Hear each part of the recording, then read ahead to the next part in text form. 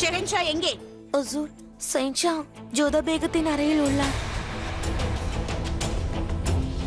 ஆதாப் ருக்கையா பேகம், தங்களுடைய அறையை நான் சுத்தம் செய்யலாமா? நான் உன்னை அழைத்தேனா? இங்கிருந்து ஓடிவிடு. போ.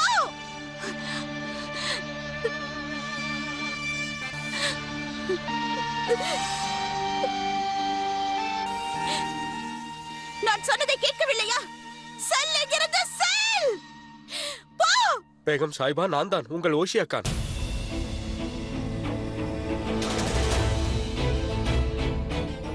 நீ எதற்கு இங்கு வந்தாய்?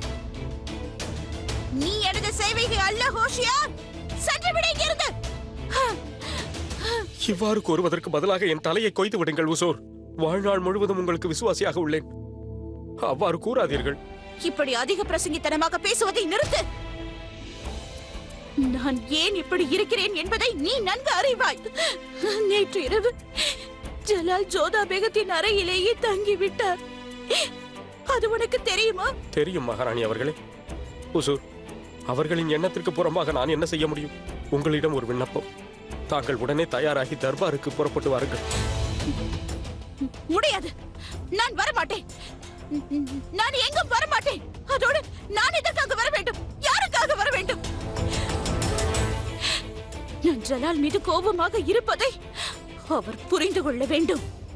தங்களுடைய கோபத்தினால் இங்கே எந்த மாற்றமும் விளையப் போவதில்லை ஹுசூர். ஏனென்றால் அவர் மீதே அவர் கோபமாக உள்ளார். மகாமாங்க அவர்களின் சூழ்ச்சியினால் இவ்வளவு கோபமாக உள்ளார். இதில் தங்களுடைய கோபம் செல்லுபடியாகாது ஹுசூர். தாங்கள் அவருடன் இருந்தால் அவருக்கு தைரியமாக இருக்கும். அதுவே அவரை உங்களிடம் இழுத்து வரும். ஷெஹன்ஷா இப்போது நம்பிக்கை வைப்பதற்கு தாங்கள் ஒருவர் மட்டுமே. என்ன என்ன கூறினாய் இப்பொழுது? மீண்டும் கூறு. நான் மட்டும் தான் இருக்கிறேன் என்றால் முதலில் இருந்தே நான் மட்டும் தான் அவருடன் இருக்கிறேன். ஆனால் என்னை மறந்து அந்த ஜோதாவின் பின்பு ஓடிவிட்டார். அவர் திரும்பி வந்ததிலிருந்து என்னை பற்றி விசாரிக்க கூட இல்லை. இவை அனைத்தும் அந்த ஜோதாவினால் தான். உனக்கு இது தெரியவில்லையா ஹோஷியார்? எனது ஜலால் முழுதுமாக மாறிக்கொண்டே இருக்கிறார். நேற்று இரவு இந்த மாளிகையில் ஜோதா பேகம் இல்லை. இருப்பினும் ஜலால் நேற்று இரவு அவளது அறையில் இருந்திருக்கிறார். இப்பொழுது அவர் மகாமங்காவிற்கு தண்டனை அளிக்க தயாராகிவிட்டார். இவை அனைத்தும் அந்த ஜோதாவால் தான் நடக்கிறது. அவள் காரணமாக தான். பிரச்சனை ஜோதாவா அல்லது மகாமாங்காவா என்று எனக்கு தெரியாது உசூர்.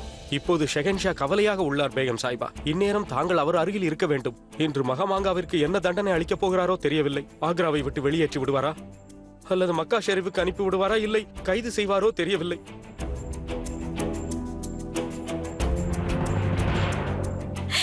எனக்கும் தெரியாது ஹோஷியார். ஜலாலின் மனதில் என்ன ஓடுகிறது என்று எனக்கும் தெரியாது.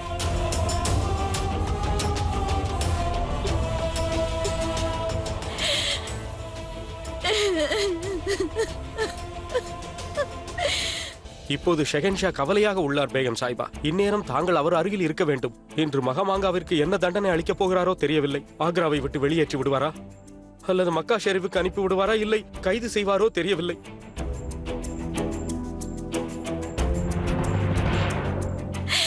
எனக்கும் தெரியாது ஹோஷியார். ஜலாலின் மனதில் என்ன ஓடுகிறது என்று எனக்கும் தெரியாது.